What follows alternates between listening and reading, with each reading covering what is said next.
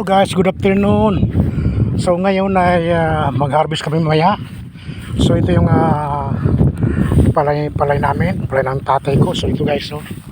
Ayan, pupunta doon guys, 1 hectare yan guys. Ayan, 1 hectare.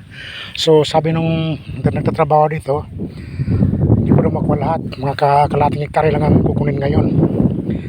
Kasi yung sa yung banda, yung noon sa puti, hilaw pa.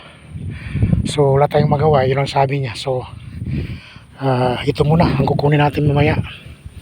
Kaya yan na hindi pa tapos yung harvester sa kabila. Pagtapos noon, dito naman ang amin.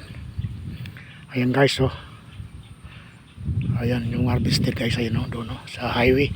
Malapit lang ang kalsada dito, kaya ang bayad ay 10 pesos bawat isang sako.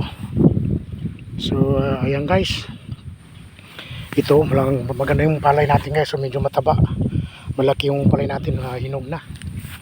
So ayan guys, hanggang dito hanggang doon yung kalating hektarya ang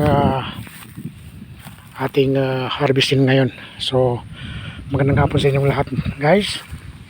At ito yung pinagkukunan natin ng kaya lang guys, hindi irrigation kulang ito every 1 year, 2 beses ka lang mag-harvest. Ayan guys, kasi walang tubig dito, walang irrigation. Kaya ito lang inasahan natin, ulan. Pag ulan, kapag tanim tayo, pag walang ulan, wala, tabla. So ayan guys, maraming salamat sa pagpanood ng aking video. Mamaya pag mag-umpisa dito, i-video natin. So magandang hapon sa inyong lahat at salamat sa nanonood. Shout out pala sa aking mga followers dyan na nanonood ngayong araw na to. So good afternoon. Ayan, maraming salamat sa inyo.